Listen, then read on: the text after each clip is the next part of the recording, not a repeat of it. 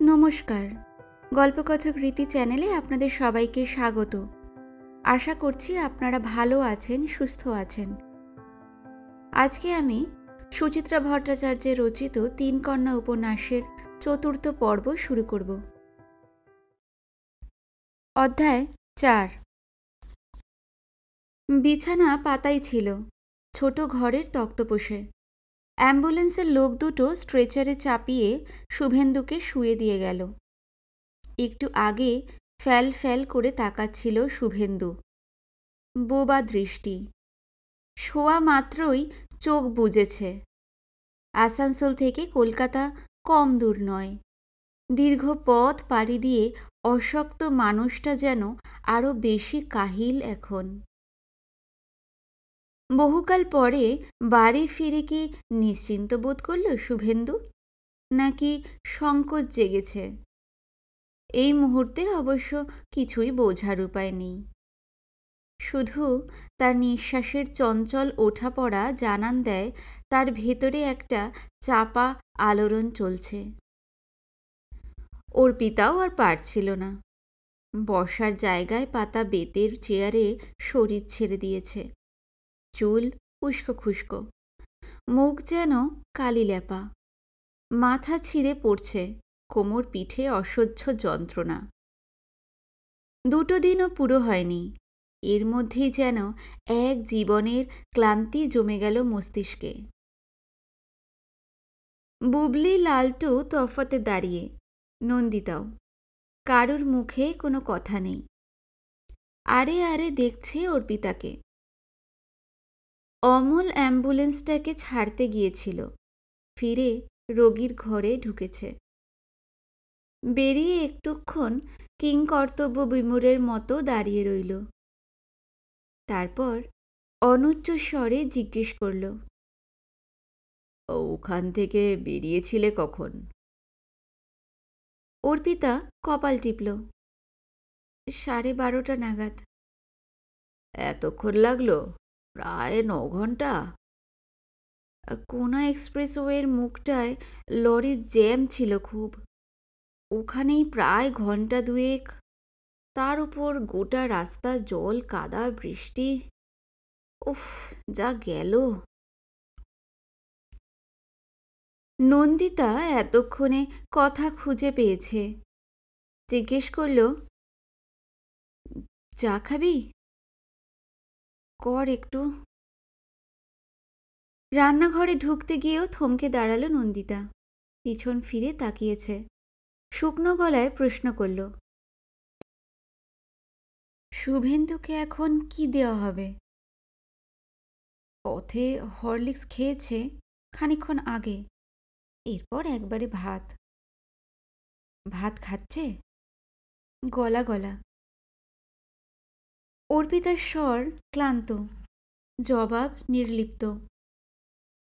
Doctor বলছিল সবজি টবজি সেদ্ধ দেওয়া যেতে পারে, কিংবা স্যুপ, স্টু। ও। নন্দিতা রান্নাঘরে চলে গেল। সামান্য গলা উঠিয়ে বলল, আমি কিন্তু ওর জন্য কিছু করিনি। কি খাবে না খাবে বসিয়ে দিচ্ছি তাহলে। অর্পিতা আর উত্তর দিল না। ফোঁস করে শ্বাস ফেলল একটা। অমল চেয়ার টেনে বসেছে। থুতনিতে হাত রেখে বলল, কি কন্ডিশন এখন? কথা বলার ক্ষমতা নেই। ডান হাতটাও তুলতে পারছে না। ডাক্তার বলছিল সময় লাগবে। তার মানে তোমার ঘাড়েই এসে পড়ল? আমার কপাল। লালটু ফস করে বলে উঠল, আমি জেঠু পিসিদের খবর দিয়ে দিয়েছি, কাল পরশু হয়তো আসবে ওরা। আমার মাথা কিনবে। অর্পিতা অস্ফুটে গজগজ করে উঠল। সোহাগ দেখিয়ে কেটে পড়বে, দায় তো নেবে না। তাড়াহুড়ো করে খবর দেওয়ার দরকার কি ছিল? না হলে তুমি তো বলতে, খবর দিসনি কেন? তোমার মনের কথা বুঝবো কি করে? লালটুর গলায় স্পষ্ট অসন্তোষ। হয়তো এটাই স্বাভাবিক। লোকটা তো ছেলে মেয়ের এক ফোঁটা শ্রদ্ধাও অর্জন করতে পারেনি কোনোদিন। বাবাকে নিয়ে আসার সিদ্ধান্তে তারা যে অখুশি হবে এ তো জানা কথাই। কিন্তু অর্পিতারও যে এছাড়া কোনো উপায় ছিল না এও তো লালটুর বোঝা উচিত। অর্পিতা কিছু বলার আগে অমলের কথায় প্রসঙ্গটা ঘুরে গেল। এখানে কোন ডাক্তার দেখাবে কিছু ঠিক করেছো? ভাবছি। এখন তো নিউরোলজিস্ট দরকার। ওখানকার ডাক্তার দুজনের নাম সাজেস্ট করে দিল, দেখি কাকে সুবিধা হয়। ফিজিওথেরাপিস্টেরও খোঁজ করতে হবে। তোমাদের বাসস্ট্যান্ডের ওখানে একটা ফিজিওথেরাপি সেন্টার আছে না? হ্যাঁ, কাল যাবক্ষণ। মান্থলি বন্দোবস্ত করার চেষ্টা করো, খরচটা কম হবে। শুনেছি অনেকে নাকি প্রাইভেটেও করে, তাদের চার্জও কম। আপনার এমন কেউ জানাচেনা আছে? অমল কপাল কুঁচকে ভাবল একটু, তারপর বলল, দাঁড়াও দাঁড়াও, আমাদের অফিসের এক ভদ্রলোকের মার এই কিছুদিন আগে সেরিব্রাল হয়েছিল। ও তো ফিজিওথেরাপি করাতো। দেখি কালই আমি। খরচ কন্ট্রোলে না রাখতে পারলে আমি অকুল পাথারে পড়ে যাব। সে তো বটেই। ডাক্তার কি বলেছে? এখন কবার করে ম্যাসাজ? অন্তত 2 বার। সিচুয়েশন ইমপ্রুভ করলে তখন হয়তো। মনে মনে অর্পিতা বলল, হাতি পোষার খরচা। ভাবল একবার জামাইবাবুকে বলে, একটা পয়সাও সঞ্চয় নেই শুভেন্দুর। এবার আমার সর্বস্ব নিংড়ে নেবে লোকটা। বলল না, থাকবে। এমনিতেই ছেলেমেয়েরা তেতে আছে, ওদের সামনে এক্ষুনি কাদা নয় নাই ঘাটল। নন্দিতা চা বিস্কুট নিয়ে এসছে। ছোট গোল টেবিলে কাপ প্লেট রাখতে রাখতে বলল, তুই কাল রাত্রিরে কোথায় ছিলি? পলকের জন্য নরকের ছবিটা চোখে ভেসে উঠল অর্পিতার। খাটের নিচে ডাই মদের বোতল, তোশকের তলায় নোংরা বই। 52 বছর বয়সেও কি হীন জীবনযাপন করছিল লোকটা। এড়ানোর ভঙ্গিতে বলল, ছিলাম কোথাও একটা। এক রাত্রিরেই কি চেহারা করেছিস একবার আয়নায় গিয়ে দেখ। যা, উঠে মুখ টুক ধো, একটু ফ্রেশ হয়ে নে।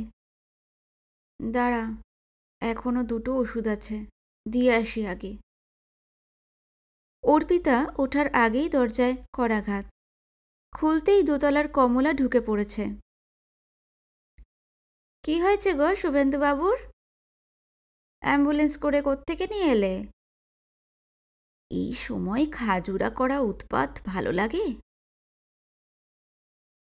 তবু যথাসম্ভব শান্ত মুখে শুভেন্দুর সমাচার পেশ করল অর্পিতা। শুনেই তৃপ্ত নয়। কমলা উকি দিয়েও এলো ছোট ঘরে। তারপর শুরু হয়েছে হাজারো রকমের প্রশ্নবাণ। উত্তর দিতে দিতে অর্পিতা জেরবার। নন্দিতাই উদ্ধার করল। কমলাকে থামিয়ে বলে উঠল, আমরা এবার উঠি রে অপু, তুই এখন খুব টায়ার্ড, একটু জিরো। অমলও দাঁড়িয়ে পড়েছে। কাল আবার আসবক্ষণ, খোঁজ খবর সব নিয়ে। তুমি শুভেন্দুকে কি ওষুধ খাওয়াবে বলছিলে না? ইঙ্গিতটা বুঝতে পেরে কমলাও আর কথা বাড়াল না, কেটে পড়েছে মানে মানে। সবাই চলে যাওয়ার পর লালটু দরাম করে দরজা বন্ধ করে দিল। বুবলি গটগট করে ঢুকছে রান্নাঘরে। প্রেসার কুকারে ভাত বসিয়ে গিয়েছিল নন্দিতা, ঢাকা খুলছে কুকারের সশব্দে। ছেলে মেয়ের চাপা বিরুদ্ধ ভাব টের পাচ্ছিল অর্পিতা, কখনো নৈশব্দে, কখনো শব্দে। তবে এই মুহূর্তে ঘাটালো না তাদের। ভালো করে হাত ধুয়ে গেছে শুভেন্দুর কাছে।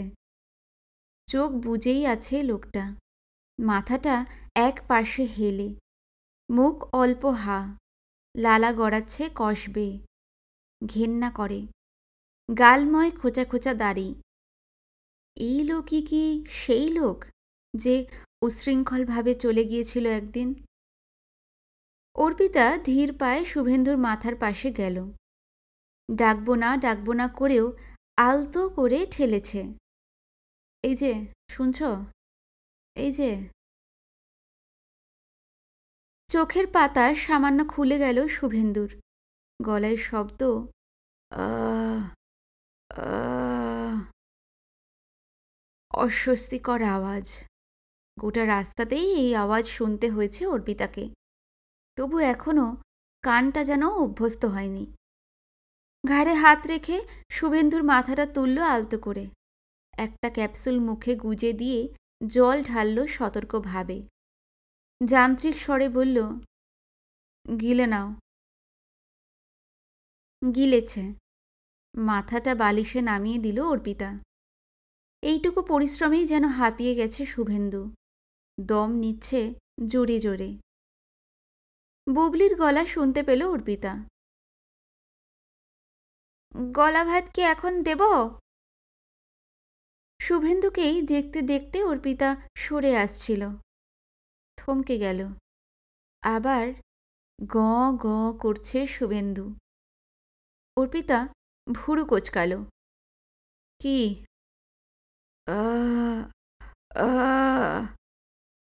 কি বলছো? কি চাই? নিষ্প্রাণ চোখ দুটো অধীর সহসা। গলায় শব্দটা ধরে রেখেই বা হাত তুলেছে শুভেন্দু। কি দেখায়? চাইটাই বা কি?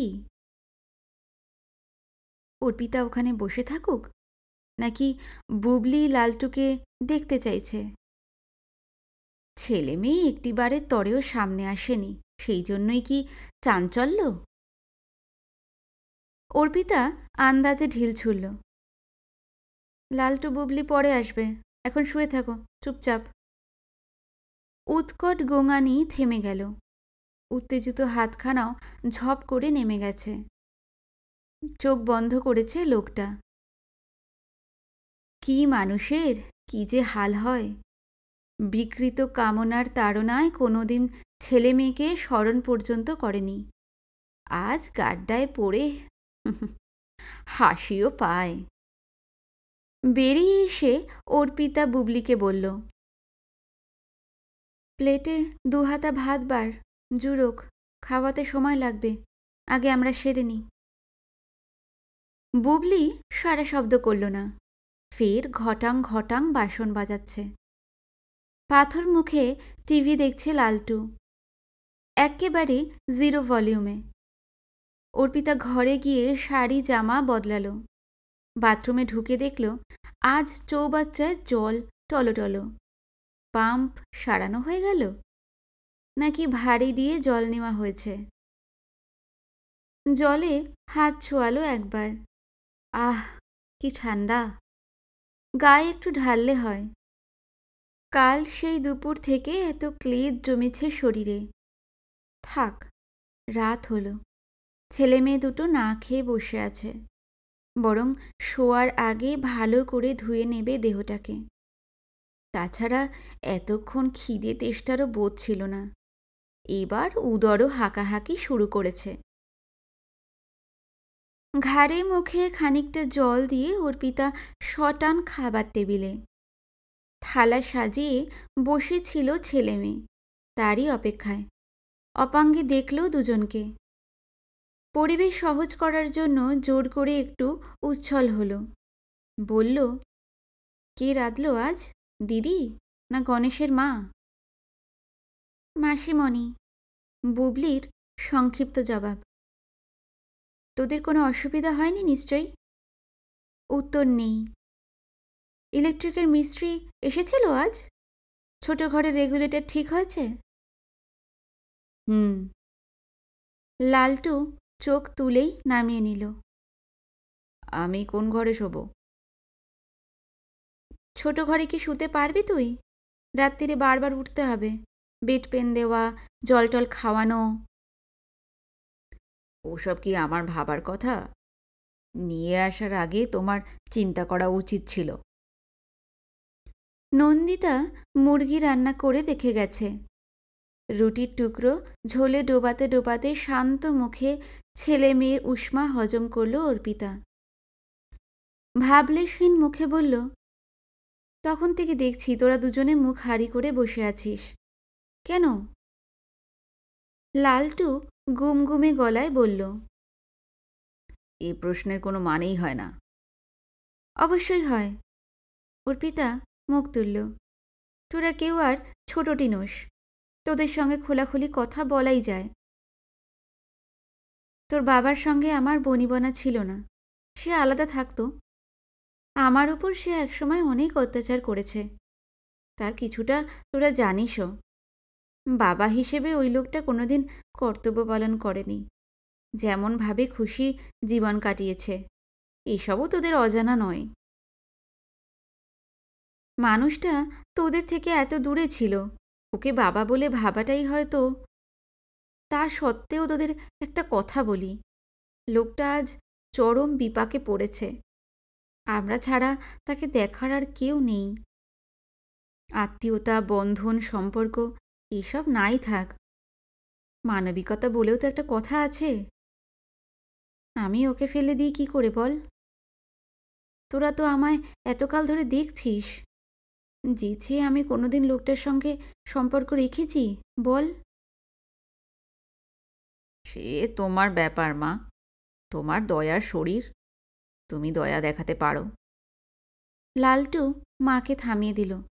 কিন্তু আমরা তাকে দেখে আনন্দে নেচে উঠব, এটা ভাবলে কি করে? বুবলি ঝুপ করে বলে উঠল, আমরা তো আদৌ বুঝতে পারছি না, তুমি শুনেই দৌড়ে গেলে কেন? লোকটা মরণাপন্ন শুনেও হাত গুটিয়ে বসে থাকবো? কেন থাকবে না? ও আমাদের কে? কথাটা তীরের মতো বিঁধল অর্পিতার বুকে।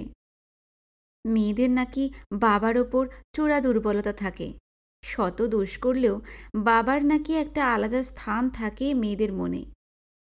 ইচ্ছা হচ্ছে এক্ষুনি শুভেন্দুকে ঘাড় ধরে তুলে এনে দেখায় মেয়ের ঘৃণার পরিমাণটাকে। দেখুক কোন স্তরে সে নেমে গিয়েছিল। আবেগটাকে প্রশ্রয় দিল না অর্পিতা।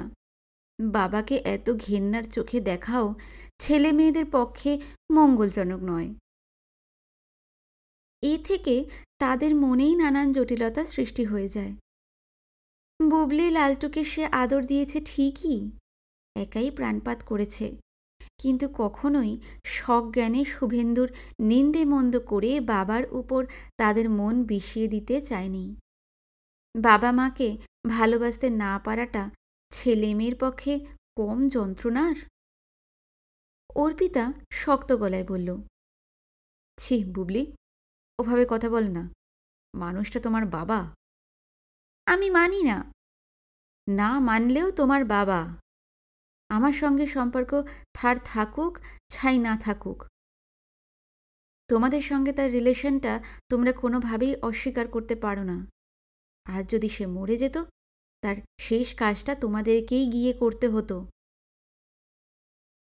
বুবলি আচমকা ফুপিয়ে উঠেছে, নাক টানছে, টস টস করে জল পড়ছে চোখ দিয়ে। লালটু মুখ গোজ করে বসে খাচ্ছে না। অর্পিতার বুকটা ব্যথিয়ে উঠল। আহারে, কি তীব্র অভিমান যে জমে আছে ছেলে মেয়ে দুটোর মনে। 3 বছর বয়সের পর থেকে বাবাকে তো সেভাবে দেখেইনি বুবলি। লালটুর কাছেও বাবার যে স্মৃতি আছে তা মোটেও সুখকর নয়। না, বরফ গলতে সময় লাগবে ঢের। অর্পিতা মেয়ের মাথায় হাত রাখল। শান্ত হ, ঠিক আছে। মনে কর না এমনি একটা লোক অসুস্থ হয়ে পড়েছে, তাকে আমরা আমাদের কাছে এনে রেখেছি। একটু মানিয়ে গুছিয়ে নিতে পারবি না? লালটু টেরিয়ে একবার বোনকে দেখল, একবার মাকে। ভার গলায় বলল, ভালো হলে চলে যাবে তো? এখানে গেড়ে বসবে না তো? ভালো হতে দে। যাকে, খেয়ে উঠে শোয়ার অ্যারেঞ্জমেন্টগুলো করে ফেল। বড় ঘরের ডিভানটায় তুই বিছানা করে নে, বোন বিছানায় শুক। আর আমায় একটা তোশক বার করে দে, ছোট ঘরের মেঝেতে পেতে নেব। তোমার ঠান্ডা লাগবে না? ধুস, গরমকাল তো, মেঝে শুয়েই আরাম বেশি। লালটু বুবলি আর তর্ক করল না, নিঃশব্দে খাচ্ছে। আঁচিয়ে উঠে গলা ভাতের থালা নিয়ে অর্পিতা ফের ছোট ঘরে। শুভেন্দু এবার সত্যি সত্যি ঘুমিয়ে পড়েছে। ডেকে ডেকেও তোলা যাচ্ছে না, ঠেলতে হলো বার কয়েক। অস্বচ্ছ চোখে আবার সেই ভাষাহীন দৃষ্টি। নুনবিহীন বিস্বাদ ফেনা ভাত চামচে করে খাইয়ে দিচ্ছে অর্পিতা। তামসিক রুচির শুভেন্দু ভুভুক্ষুর মতো তাই গিলছে, শুয়ে শুয়েই। নির্ঘাত খুব খিদে পেয়েছিল, 2 মিনিটেই প্লেট সাফ। অর্পিতা নরম গলায় জিজ্ঞেস করল, আর খাবে? অস্পষ্টভাবেই মাথা নাড়ল লোকটা, চোখ পিটপিট করছে। পেট ভরেছে? আহ আহ নিপুণ সেবিকার মতো শুভেন্দুর মুখ মুছিয়ে দিল অর্পিতা, জল দিল সামান্য। রাতের একটা ওষুধও, বলল, এবার ঘুমাও। থালা হাতে নিয়ে অর্পিতা উঠতে যাবে, বাঁ হাতে খপ করে অর্পিতার হাত চেপে ধরেছে শুভেন্দু। আবার কি হলো? শুভেন্দুর প্রায় অবশ মুখে হঠাৎই ভাঙচুর, চোখ ভর্তি হয়ে গেছে জলে। গোঙানিটা যেন কান্নার মতো হয়ে গেল। বাঁ হাত কেমন বিচিত্র ভঙ্গিতে ছুঁয়েছে কপাল। ক্ষমা চাইছে, ক্ষমা চাইছে। বাইরে সহসা ঝমঝম বৃষ্টি, অর্পিতার বুকের ভেতরেও ভেজা বাতাস। বর্ষা নেমেছে। অধ্যায় 5। ভাদ্র মাসের মাঝামাঝি বিদায় নিল বর্ষা। এই বছর আকাশ খেল দেখিয়েছে খুব। পর্জন্যদেব টানা 1.5 মাস কুপিত হয়ে রইলেন। সূর্যদেবকে ভালো করে পৃথিবী দেখার সুযোগ দিলেন না। সারাক্ষণই চড়াচড়ে ঘনঘোর, হয় ঝিরঝির ঝরছে, নয়তো নামছে মুষলধারায়। মাঝে 7-8টা দিন তো কলকাতায় জল থই থই দশা। স্কুল কলেজে রেনি ডে, পথে প্রায় যানবাহন নেই। অফিস যাত্রীরা চূড়ান্ত নাকাল। অর্পিতারও কম হয়রানি গেল না। একই ঘরে প্রায় অথর্ব রুগী। তার পরিচর্যা করো, নিয়মিত ম্যাসাজ করাও, ঘড়ির কাঁটা ধরে ওষুধ খাওয়াও। তার সঙ্গে জল কাদা ঠেঙিয়ে ডাক্তারের কাছে ছোট, অফিস দৌড়াও। প্রথমটা দিন দশকের ছুটি নিয়েছিল অর্পিতা, একা হাতে সামলাচ্ছিল সব দিক। কিন্তু এই অসুখ তো 2-10 দিনে সারবার নয়। পুরো স্বাভাবিক হতে শুভেন্দুর দীর্ঘ সময় লেগে যাবে। ততদিন বাড়ি বসে থাকলে অর্পিতার চলে? তাই মরিয়া হয়ে একটা আয়া রেখে দিল দিনের বেলার জন্য। মনটা খুঁতখুত করছিল। শুভেন্দুর অতীত ইতিহাস যা, তাতে আয়া রাখা মানে তো বিপদ ডেকে আনা। তবু উপায় কি? অবশ্য শুভেন্দু এখন নখদন্তহীন, এটাই ভরসা। তা মাত্র 2-2.5 মাসে শুভেন্দুর ভালোই উন্নতি হয়েছে। সেরিব্রাল অ্যাটাকের প্রথম ঝটকাটা তাকে আছড়ে ফেলেছিল, তবে তার বাঁচার আকাঙ্ক্ষাটা বোধহয় আরও প্রবল। অত্যন্ত দ্রুত আরোগ্যের দিকে এগিয়ে চলেছে সে। ওষুধ আর ফিজিওথেরাপির গুণে মাসখানেকের মধ্যে ডান অঙ্গে সার ফিরে এলো, বলিও এসে গেল মুখে। এখন সে ঘরের মধ্যে সামান্য হাঁটা চলা শুরু করেছে। ডান পায়ে পুরোপুরি জোর পায় না অবশ্য।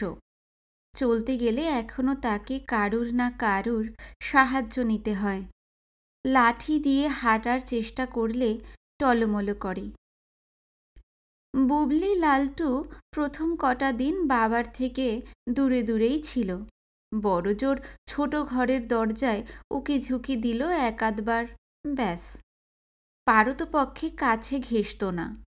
এক যুগের রাগ অভিমান কি চট করে মোছে? একটু একটু করে বদলালো পরিস্থিতি। একদিন রাতে অর্পিতা রান্নাঘরে রুটি করছিল। বসার জায়গাতেই বই খাতা উল্টোচ্ছিল লালটু। হঠাৎ ছোট ঘরে চাপা আর্তনাদ। অর্পিতা শুনতে পায়নি। ভুরু কুঁচকে লালটুই উঠে গিয়েছিল অগত্যা। গিয়ে দেখে বিশ্রী কাণ্ড। তক্তপোষ থেকে অর্ধেক ঝুলছে শুভেন্দু। ডান দিক তখনও নাড়াচাড়া করতে পারে না। বাঁ হাতে কোনো রকমে খামচে ধরে আছে বিছানা। শুভেন্দুকে তুলে স্বস্থানে ফিরিয়ে দিয়েছিল লালটু। মুখে সেদিন খানিক গজগজ করেছিল বটে, কিন্তু স্পর্শেই যেন তার খানিকটা মায়া জন্মে গেল। তারপর থেকে পড়তে বসুক কি টিভি দেখুক, লালটুর কান সদাই সজাগ থাকে যেন। মৃদু শব্দ হলেই ছুটে যায় ঘরটায়। কখনো মনে হয় বাবা উঠে বসতে চাইছে। বালিশ জড়ো করে তাকে আধ বসা মতো করে দেয়। চোখ কুঁচকে জরিপ করে আরও কিছু বলতে চায় কিনা লোকটা। যেচে ওষুধপত্তর এনে দিচ্ছে শুভেন্দুর। ফিজিওথেরাপিস্টের সঙ্গে কথা বলছে। যেদিন প্রথম শুভেন্দুকে হাঁটানো হলো, লালটুই নড়া চেপে ধরে রেখেছিল বাবার।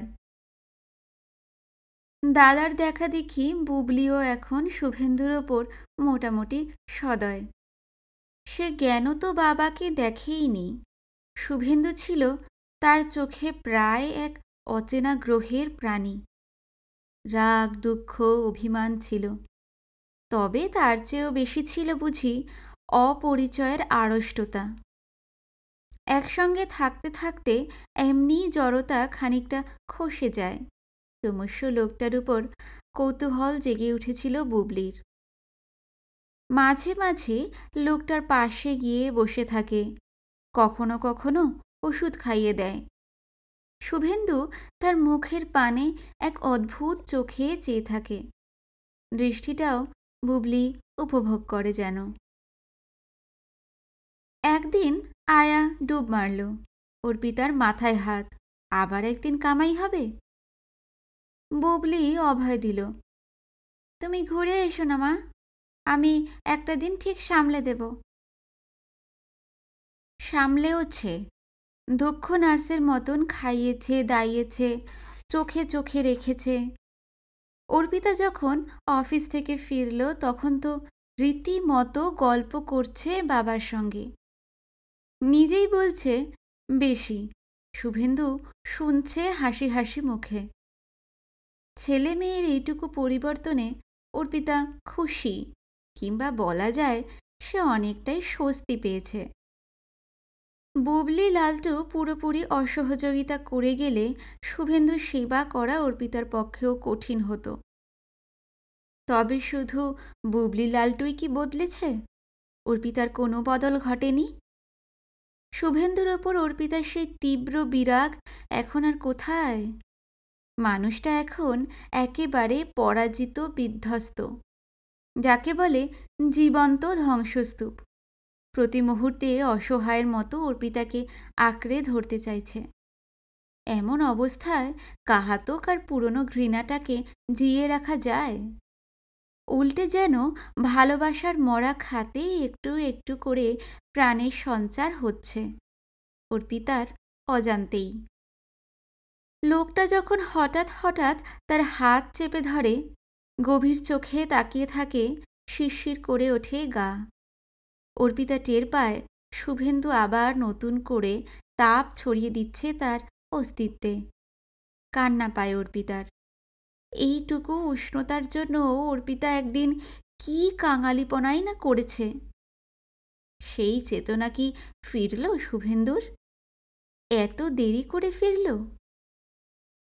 আজও শুভেন্দুর কথাই ভাবছিল অর্পিতা অফিসে বসে। অবশ্য ভালোবাসার কথা নয়, কেজো চিন্তা। শুভেন্দুকে কলকাতায় নিয়ে আসার দিন 15 পর আসানসোলে রথিনকে ফোন করেছিল অর্পিতা। শুভেন্দু মাইনে করি পাবে কিনা, পেলে কিভাবে টাকাটা তোলা যেতে পারে, এসব ব্যাপারে। রথিনের পরামর্শ মতোই অথরাইজেশন লেটার পাঠিয়ে দিয়েছিল, সঙ্গে শুভেন্দুর ছুটির দরখাস্ত। জলের মতো পয়সা খরচ হয়ে যাচ্ছে, বৈষয়িক দিকটাও তো একটু ভাবতে হয়। তা ব্যবস্থা হয়েছে। পরপর 2 মাস মানি অর্ডার করে টাকাও পাঠিয়ে দিয়েছে রথিন। এবার মাইনের সঙ্গে রথিন চিরকুট পাঠিয়েছে, অতি অবশ্যই যেন এ মাসে একটা মেডিকেল সার্টিফিকেট পাঠানো হয়। আজকালের মধ্যে একবার ডাক্তারবাবুর সঙ্গে কথা বলতে হবে, দরকার হলে কলও দিতে হবে একটা। শুধু সার্টিফিকেট চাওয়া নয়, ফিজিওথেরাপি এখন 2 বেলা চলছে, কমিয়ে একবার করা যায় কি না তাও তো জানা প্রয়োজন। সার্টিফিকেটটা কি কুরিয়ারে পাঠাবে, না নিজেই গিয়ে দিয়ে আসবে অর্পিতা? শুভেন্দুর অফিসে একবার সরাসরি কথা বলতে পারলে ভালো হতো। 4:30 বাজে। অফিসের সর্বত্রই একটা চেয়ার ছাড়ি ছাড়ি ভাব। মালবিকা অতনুদির সঙ্গে গুলতানি করছে। মুখটুক ধুয়ে এসে ব্যাগে ম্যাগাজিন ভরছে শিখা। শেষ দফার চায়ের কাপ তুলে নিয়ে যাচ্ছে সন্তোষ। তুড়ি মেরে দীপঙ্কর হাই তুলল একটা। দেবনাথের টেবিলে বসে কথা বলছিল কমলেশ। কি মনে করে অর্পিতার সামনে এলো, স্মিত মুখে বলল, কি ম্যাডাম, হোম ফ্রন্টের কি খবর? অর্পিতার স্বামী অসুস্থ হয়ে ফিরে এসেছে, অর্পিতার কাছেই আছে, এই খবর অফিসে গোপন নেই।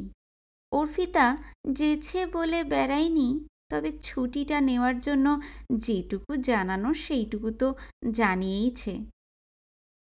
শুভেন্দুকে নিয়ে অফিসের সকলেরই একটা চোরা কৌতূহল এখন। অর্পিতা বেশ টের পায়, কমলেশ ব্যানার্জিও তার ব্যতিক্রম নয়। অর্পিতা আলগাভাবে বলল, খবর আর কি, চলছে যেমন চলার। মিস্টার কেমন আছেন? বেটার। হাঁটাচলা করছেন? ওই একরকম, এখনো সময় লাগবে। যাক, ক্রাইসিসটা কেটে গেছে, এটাই বাঁচোয়া।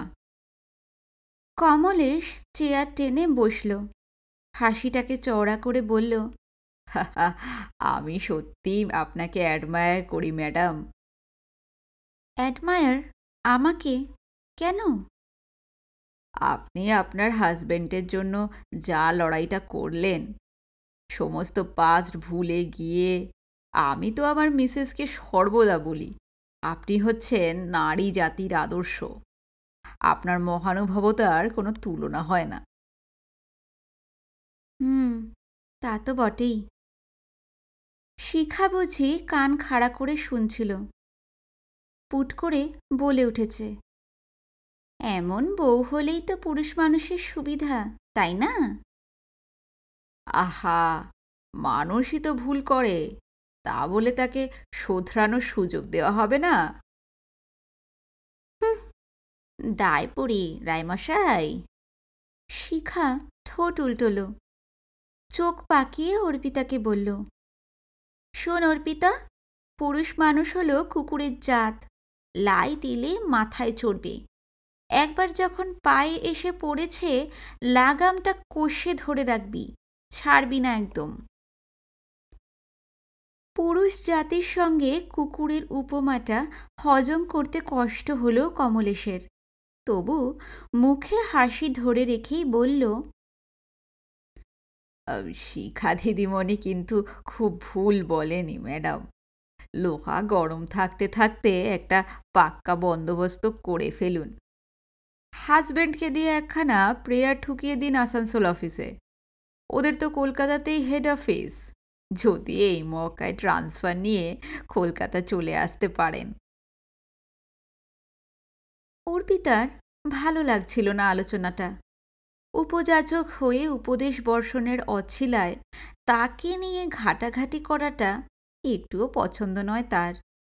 তবে হ্যাঁ, তারও মনে ওরকম একটা চিন্তা ঘুরছে বটে। অবশ্য সে নিজে থেকে শুভেন্দুকে কিছু বলবে না। যদি শুভেন্দু প্রসঙ্গটা উত্থাপন করে তখন নয় রথিনের সঙ্গে কথা বলা যেতে পারে। শুভেন্দুর এই পরিবর্তন সাময়িক কিনা সেটাও তো বুঝতে হবে।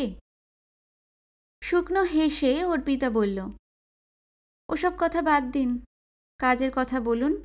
এরিয়ারের টাকাটা কি পুজোর আগে পাচ্ছি? রেডি রেকনার তো সবে হাতে এলো, তবে বিল টিল শুরু করে দিলে পুজোর আগে না পাওয়ার তো কোনো কারণ দেখি না। পুজোর তো আর মাত্র 1 মাস বাকি। শিখা ফের কথা ভাসালো, এর মধ্যে কি আর বিল হয়ে উঠবে? না হওয়ার কি আছে, এই অফিসে অনেকেরই তো তেমন কাজ থাকে না, তারা যদি নিজেদের ইন্টারেস্টেই হাতে হাত লাগান। এবার ঠেসটা শিখার দিকে। চাকরিতে শিখা প্রায় অর্পিতারই সমসাময়িক। বহুকাল ধরে তাকে দেখছে অর্পিতা। কাজকর্ম কোনোদিনই সে বিশেষ কিছু একটা করতে চায় না। সারাক্ষণ তার মুখের সামনে ম্যাগাজিন, হয় রূপচর্চা নয় রান্নার রেসিপি, আর শীতকালে উল্কাটা। শিখার স্বামী ছেলের সোয়েটার প্রাপ্তির ভাগ্য খুব ভালো। খড়খড় করে সহকর্মীদের কথা শোনাতেও শিখা দর বেশ। শিখার প্রত্যুত্তরের অপেক্ষা না করেই কমলেশ নিচু গলায় জিজ্ঞাসা করল, আপনার সেই জমি কেনা কদ্দূর? দাঁড়ান, টাকা পয়সা হাতে পাই, তবে একটু দোটানাতে পড়ে গেছি। কিসের দোটানা? প্রচুর খরচাপাতি হয়ে গেল তো, সামনে আরও আছে। জমিটা বায়না করেননি এখনো? না, কি করি ভাবছি, অনেক খরচা হয়ে গেল। যদি না নেন আমাকে অন্তত একবার বলবেন। আমার মেজো ভাইরা একটা জমি খুঁজছিল, মোটামুটি ওই রকমই বাজেট। হ্যাঁ নিশ্চয়ই, ছেড়ে দিলে বলবো। কমলেশ উঠে পড়ল। এই কথাটাই কি বলতে এসেছিল কমলেশ ব্যানার্জি? তার আগে রীতি মাফিক কৌতূহলটা দেখিয়ে নিল। অর্পিতা ঠিক বুঝতে পারল না। জমিটার ব্যাপারে পরশুদিনও জিজ্ঞেস করছিল দিদি, সে নেবে কি না, তার পক্ষে আদেও এখন নেওয়া সম্ভব কিনা। ভাবার আছে, সত্যি এখন ব্যাপারটা নিয়ে ভাবার আছে। বাড়ি ফেরার পথেও মনে মনে হিসেব কষছিল অর্পিতা। এরিয়ার মোটামুটি 1055 মতন হচ্ছে, তার থেকে কিছু পিএফে চলে যাবে। তাহলে হয়তো হাতে 50-এর কাছাকাছি। বাকি 50 জোগাড় হবে কোত্থেকে? শুভেন্দুর মাইনে হাতে আসছে ঠিকই, তবে খরচও তো কম হচ্ছে না। ফিজিওথেরাপির পিছনে দিনে 100 করে 200, মাস দেড়েক ধরে অবশ্য একটু কম নিচ্ছে, তাও মাসে প্রায় 4,500। এর সঙ্গে আয়া ধরলে 6। তাছাড়াও ওষুধ, ইঞ্জেকশন। শুভেন্দু এখন তো লাঠি ধরে ধরে বাথরুম অবধি যেতে পারে। এবার বোধহয় আয়াকে ছাঁটাই করে দেওয়াই যায়। শুভেন্দুও মনে হয় খরচপাতির কথাটা চিন্তা করছে। পরশু নিজেই বলছিল আয়াকে অফ করে দেওয়ার কথা। ভূতের মুখে রাম নাম, ভাবা যায়। বাস থেকে নেমে টুকটাক বাজার সারল অর্পিতা। কাচাকুচি বেশ হচ্ছে।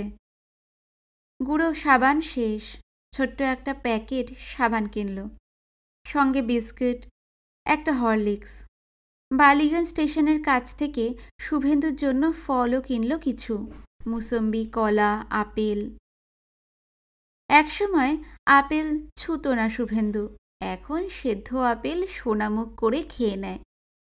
বাড়ি ঢোকার আগে পাড়ার দোকানটা থেকে কয়েকটা সিঙাড়াও নিয়ে নিল।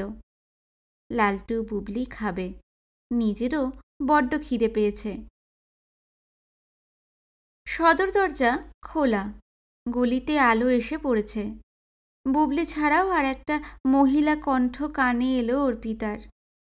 ভিতরে ঢুকে দেখল শুভেন্দুর বোন আবির্ভূত, সুমিতা। বসার জায়গায় ছোট্ট একটা হট্টমেলা। শুভেন্দু সেখানে উপস্থিত, বেতের সোফায় হেলান দিয়ে বসা। অর্পিতা ননদকে জিজ্ঞেস করল, কখন এলে? অনেকক্ষণ, সেই 3টের সময়। তোমার জন্য বসে বসেই চলে যাচ্ছিলাম, ছোটদা জোর করে আটকে রাখল। ভালোই করেছ, তোমার দর্শন তাও মিলল।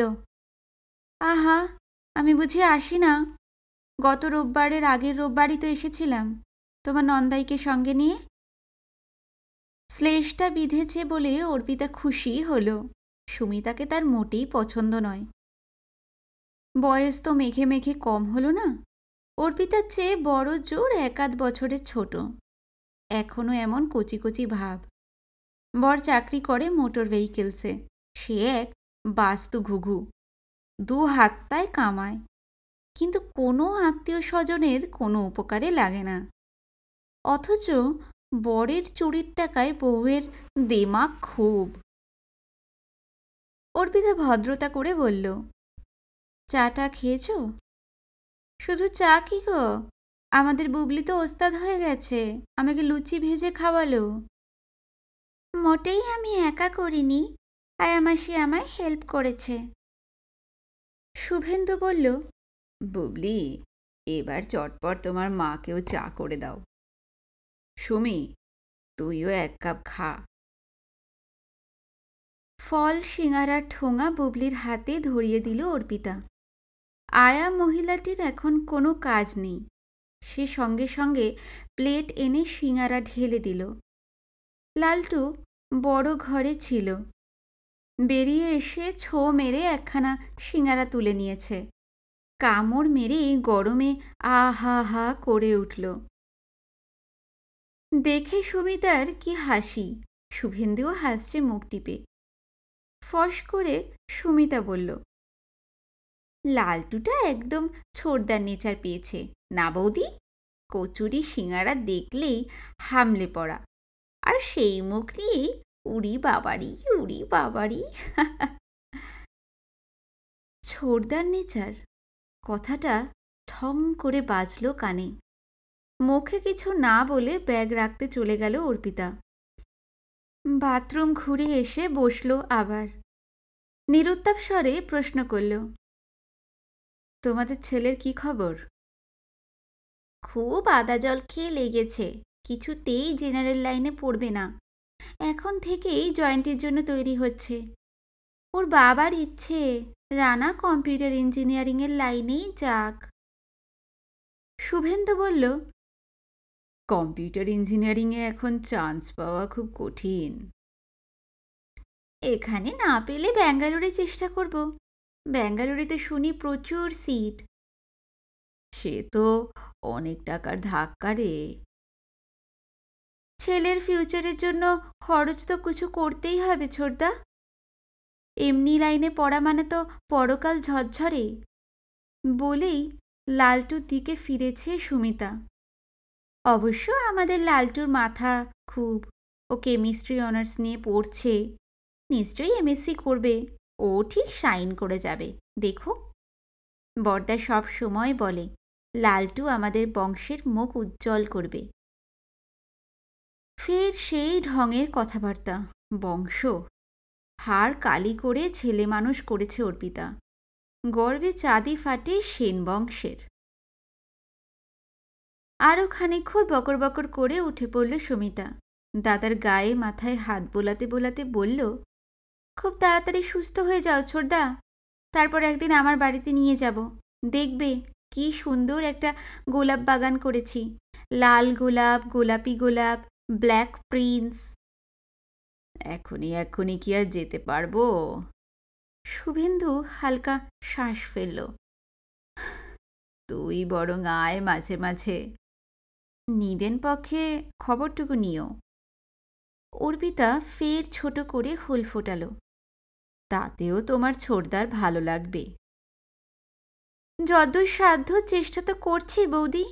জানোই তো তোমার নন্দাই কেমন ব্যস্ত মানুষ, 9টা-10টার আগে অফিস থেকে ফিরতে পারে না। আমার সংসারটাই তো আর আপনি কোপনি নয়। শ্বশুর শাশুড়ি পিসি শাশুড়ি সবার মর্জি মেজাজ সামলেই সুমলেই তবে আমার আশা। সুমিতা মাথা দোলাচ্ছে। তোমরা একটা ফোন নিয়ে নিলেই তো আর ঝামেলা থাকে না, রোজই ছোটদার খবর নিতে পারি। আমার এত ক্ষমতা নেই ভাই। বকো না, আজকাল টেলিফোন নিতে কি এমন পয়সা লাগে? এখন তো সকলের ঘরে ঘরেই ফোন। তোমার নন্দাইয়ের অফিসের পিয়নের পর্যন্ত বাড়িতে ফোন আছে। যে কটা পয়সায় খরচা হোক, সেটা তো রোজগার করতে হয়। কথাটা বেশি কড়া হয়ে গেল ভেবে অর্পিতা ঠাট্টা সুরে বলল, নিজে তো রোজগার করো না, টাকার মর্ম তুমি কি বুঝবে? সুমিতা থতমত খেয়ে গেল। কেঠো হেসে বলল, ঠিক আছে বাবা, যা খুশি করো। দাদা যখন আমার নয় আমিই ছুটে আসব। বলেই ঘুরে শুভেন্দুকে বলল, ফলগুলো খাস ছোটদা। লেক মার্কেট থেকে তোর জন্য সেরা আঙুর এনে দিচ্ছে তোর ভগ্নিপতি। গোটা কলকাতা ঢুড়েও এখন এই আঙুর পাবে না। অর্পিতার মনে হলো সুমিতার এই কথাতেও প্রচ্ছন্ন অহমিকা আছে। হঠাৎ দাদার ওপর এই দরদ উতলে পড়াটাকেও বেশি বাড়াবাড়ি মনে হয় নাকি? সুমিতা চলে যাওয়ার পর লালটু বলল, তোমার আজ কি হয়েছে মা? পিসির সঙ্গে অমন তেরে তেরে কথা বলছিলে কেন? অর্পিতা স্পষ্ট জবাব দিল, কারণ তোমার পিসির ওই আলগা পিরিত আমার ভালো লাগে না। বুবলি বলে উঠল, কিন্তু পিসি কথাটা তো খারাপ বলেনি। তুমিই তো বলো ফোন থাকলে কত সুবিধা, অনেক ছোটাছুটি বাঁচে। সে যখন বলেছি। অর্পিতা জেদ ধরেই আছে। এখন আমার কি হাল তোর পিসি জানে না? দূর থেকে জ্ঞান সবাই মারতে পারে। আহা, কটাই বা টাকার ব্যাপার। শুভেন্দু চুপ করে থাকতে পারল না, বলে উঠেছে, কটা টাকাই বা কে দেবে? আমি দিতে পারি। তুমি? কেন নয়? তারপর মাস মাস বিল। বলছি তো আমি আছি। লালটু হাত উল্টালো, ব্যাস, আর তো কোনো প্রবলেম নেই। একেবারে নির্দোষ সংলাপ। অর্পিতার রাগের কোনো কারণ নেই, তবু দপ করে জ্বলে উঠল। থাম, ওসব বড় বড় বকুনি আমি ঢের শুনেছি। কে কি করেছে সারা জীবন, কার কত দৌড়, সব দেখা আছে। শুভেন্দুর মুখ পলকে কালো, বসে আছে ঘাড় ঝুলিয়ে। বুবলি খড়খড়ে চোখে মাকে দেখল একবার, পরক্ষণে গিয়ে শুভেন্দুর কাঁধে হাত রেখেছে। ওঠো বাবা, চলো, অনেকক্ষণ বসে আছো, এবার শুয়ে পড়ো। শুভেন্দু পাংশু মুখে ঘরে যাচ্ছে। হাতের বেড়ে বাবাকে আগলে আছে বুবলি। আয়া মহিলাটি ধরতে আসছিল, মাথা নেড়ে বুবলি তাকে বারণ করে দিল। মেয়ের কাঁধে ভর দিয়ে শুভেন্দুর ওই চলে যাওয়া ক্ষণকাল দেখল অর্পিতা। কি একটা যেন কুনকুন করছে বুকে। কি যে! লালটু আচমকা চাপা গলায় বলে উঠেছে, কথাটা ওভাবে বলা কি ঠিক হলো মা? প্রায় নিজেরই ভাবনার প্রতিধ্বনি, তবু লালটুর মুখ থেকে শোনে সঙ্গে সঙ্গে ঝামটেছে অর্পিতা। কি ঠিক হলো না? বাবা তো ভালো কথাই বলছিল, তুচ্ছ একটা ব্যাপার নিয়ে তুমি, ইটস নট ফেয়ার মা। অর্পিতা চুপ মেরে গেল। নিজেকে নিজেই পড়তে পারছে না যে লালটু বুবলি শুভেন্দুকে মেনে নিক, এটাই তো সে চেয়েছিল। কিন্তু বাবার জন্য এই সহানুভূতি যেন সহ্য হচ্ছে না। আশ্চর্য, মন যে কখন কি চায়। অধ্যায় 6। মানুষের মনে যে কত অসংখ্য কুঠুরি। কোনো কুঠুরিতে বাস করে প্রেম, কোনোটায় ঘৃণা, কোনোটায় দয়া, কোনোটায় মায়া, আবার কোথাও নিষ্ঠুরতার অধিষ্ঠান। স্নেহ মমতার জন্যও আছে আলাদা কুঠুরি, ঈর্ষারও আছে আলাদা কক্ষ, জেদের নিজস্ব কুঠুরি আছে, দম্ভেরও, হীনমন্যতারও। প্রতিটি কুঠুরিতে আছে অজস্র ভাগ, আবার ছোট ছোট ক্ষোভ। যেমন ধরা যাক ভালোবাসার কুঠুরি। এখানে কোনো ক্ষোভে থাকে ভীরু প্রেম, কোনো খাপে থাকে উদ্দাম ভালোবাসা, আবার কোথাও বা গোধূলি বেলার মরে আসা আলোর মতো খয়াটে ভালোবাসা টিমটিম করছে। ঈর্ষার কুঠুরিতেও কি কম ক্ষোভ? টাকার জন্য ঈর্ষা, যশের জন্য ঈর্ষা, অধিকার পেয়ে ঈর্ষা, অধিকার হারিয়ে ঈর্ষা। ভালোবাসা পাওয়ার জন্য ঈর্ষার ক্ষোভ যত বড়, ভালোবাসা দেওয়ার জন্য ঈর্ষার ক্ষোভ তার চেয়ে মোটেই ছোট নয়। লাখো লাখো অনুভূতি এভাবেই সহবাস করে মনে, পাশাপাশি। সব কুঠুরির অনুভূতির একসঙ্গে দেখা পাওয়ার জো নেই। এক আধটা কুঠুরির দু চারটে ক্ষোভ মোটামুটি চালু থাকলেই হলো, তাতেই মানুষের দিব্যি চলে যায়। কুঠুরি আলাদা, ক্ষোভ আলাদা, তবু যেন অনুভূতিগুলো পরস্পরের ছোঁয়া পুরোপুরি বাঁচাতে পারে না। মাঝে যে তাদের তেমন আগল নেই। যা আছে তা নেহাতে কিছু সূক্ষ্ম ছিদ্রময় ঝিল্লি। এক ক্ষোভের অনুভূতি চুয়ে চুয়ে ঢুকতে পারে আর এক ক্ষোভে, কিংবা অন্য কুঠুরিতে। তেমন হলে তালগোল পাকিয়ে যাওয়া সেই মিশ্র অনুভূতিকে তখন চেনাই দেয়। অর্পিতার মনেরও এখন সেই মিশ্র দশা। সে ঠিক ঠিক চিনতে পারছে না নিজেকে, নিজের মনকে, নিজের বাসনাকে। এক যুগ আগে শুভেন্দু যখন চলে গিয়েছিল, অর্পিতার মনে যে অনুভূতি ছিল তা শুধুই অবিমিশ্র ঘৃণা আর অপমানবোধ। বাকি কুঠুরি তখন একরকম অকেজো হয়েই পড়েছিল। তার আগেও বছর 2-3 তাবিজ কবচ মাদুলি করে শুভেন্দুকে শোধরাতে চেয়েছে অর্পিতা। তখন যেন এক হেরে যাওয়ার গ্লানি মন ছেয়ে থাকত অনুক্ষণ। একটা হীনমন্যতা বোধও ছিল যেন। শুভেন্দু রীতিমতো রূপবান পুরুষ, তুলনায় অর্পিতা একান্তই সাদামাটা। তাই বুঝি সে ধরে রাখতে পারেনি শুভেন্দুকে। কিন্তু ঠিক সেরকমটাও তো নয়। শুভেন্দু তো ছিল বিকৃত কাম। শুভেন্দুর দাদা বোনরাই বলতো ওটা নাকি শুভেন্দুর একটা অসুখ। পুরোপুরি হাল ছাড়ার আগে অর্পিতাও হয়তো মনে মনে বিশ্বাস করত কথাটা। ওই বিশ্বাসটুকুই তো ছিল তখন সান্ত্বনা।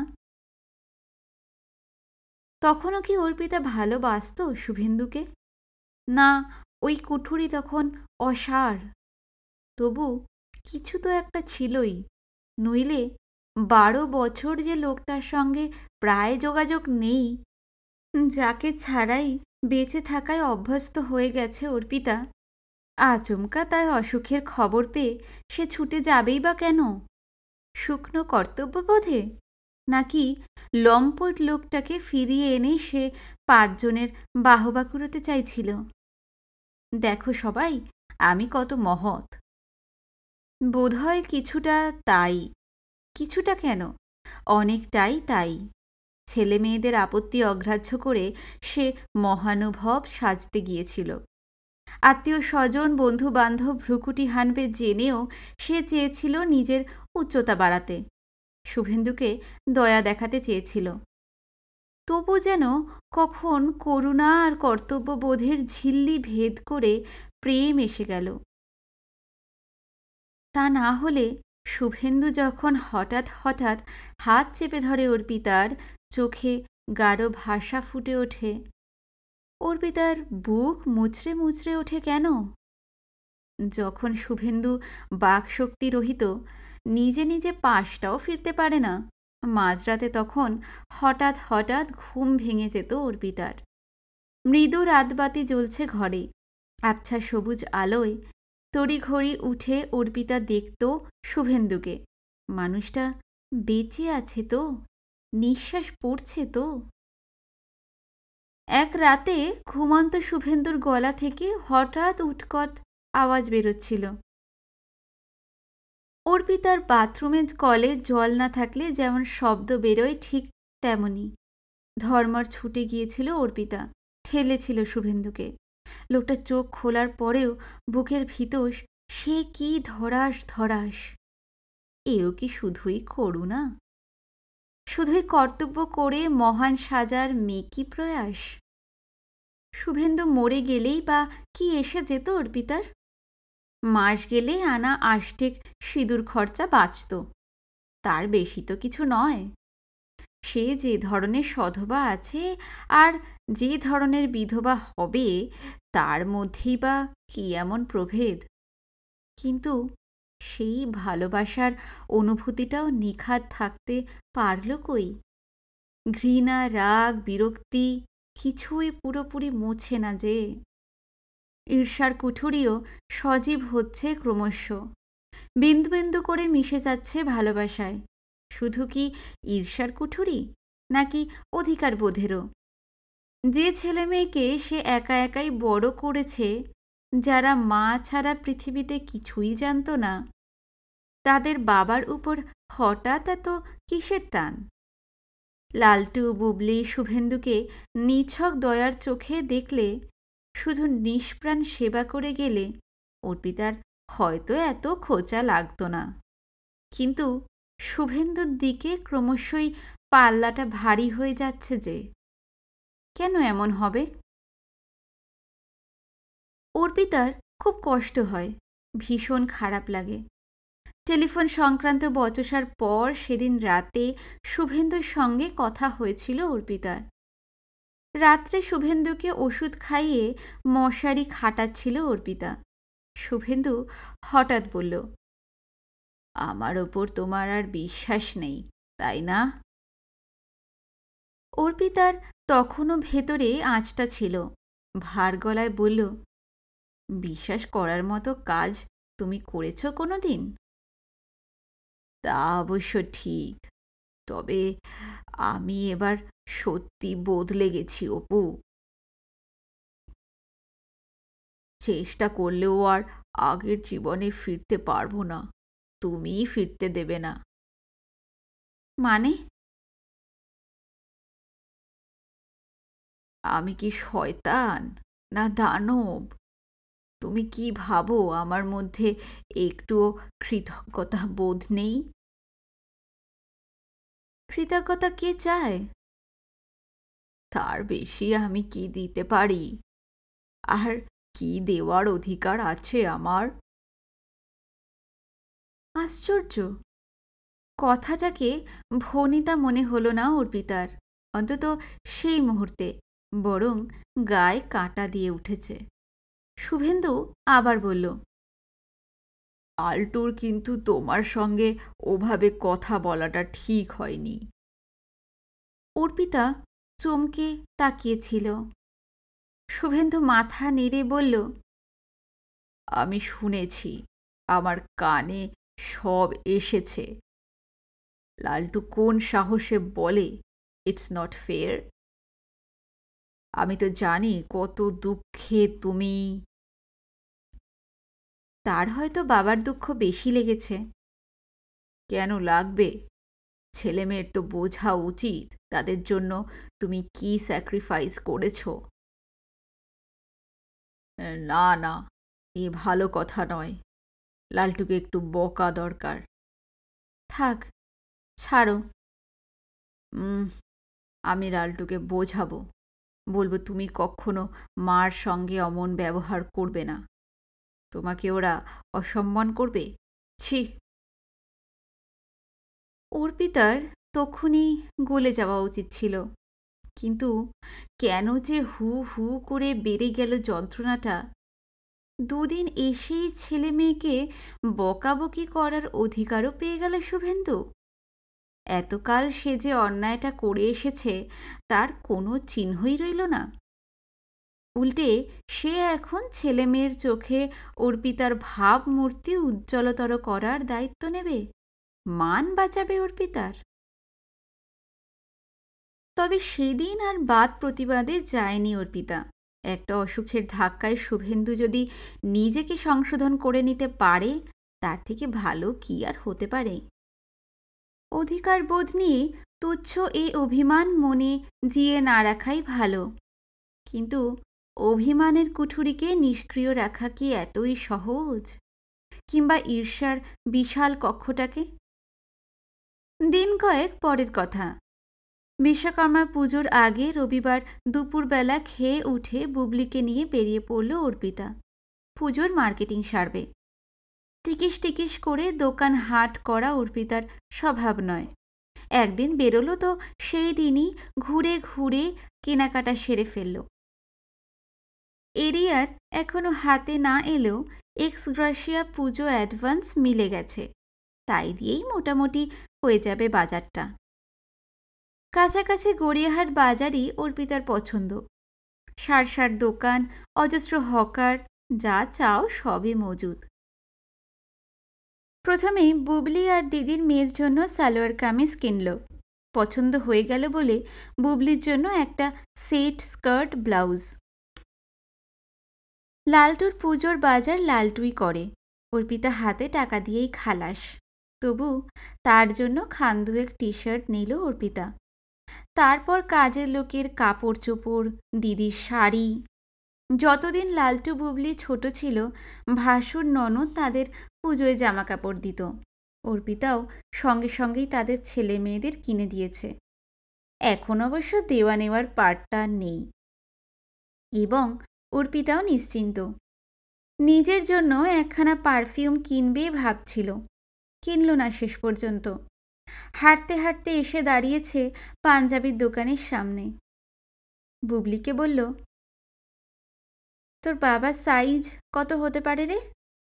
বুবলি ঠোঁট উল্টোলো, কি জানি, ওই কাউন্টারের লোকটার হাইট টাইট হবে, ওকে জিজ্ঞেস করো না ওর মাপ কত। সাদাই নি, কি বলিস? সাদা কেন? সাদায় বড্ড বুড়ো বুড়ো লাগে। বুড়োই তো, 52-53 বছরের লোক। মোটেই না, ওটা কোনো বয়সই না। বাবার স্বাস্থ্য এখন অনেকটা ফিরেছে। ওই ওই ডিপ গ্রিনটা নাও না মা। অত চড়া রং ক্যাটক্যাট করবে না? মোটেই না, ফর্সা রং খুব মানাবে। সেদিন বাবা খুঁজে খুঁজে পুরনো অ্যালবামটা বার করেছিল, সেখানে একটা ডার্ক কালারের পাঞ্জাবি গায়ে ছবি ছিল বাবার। অর্পিতার মনে পড়ল, একখানা শ্যাওলারাঙা পাঞ্জাবি ছিল শুভেন্দুর।